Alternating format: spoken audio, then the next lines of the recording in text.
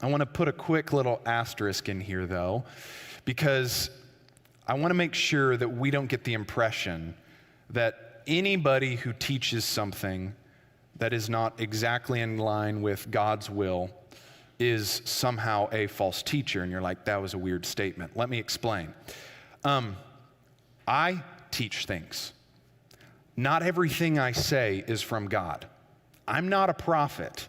I do my best, and I try and do a good job to teach you things and teach myself things as we're going through God's Word together that are from His Word and are honoring to Him and glorifying to Him and are true, but not everything I say ultimately ends up being true.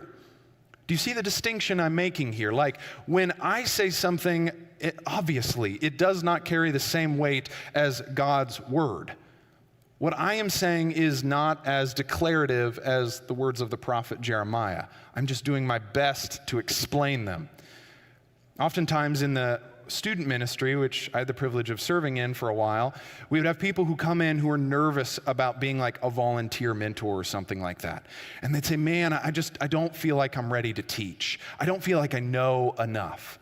And you know what? Sometimes like they would say something that wasn't entirely correct, but there's a difference.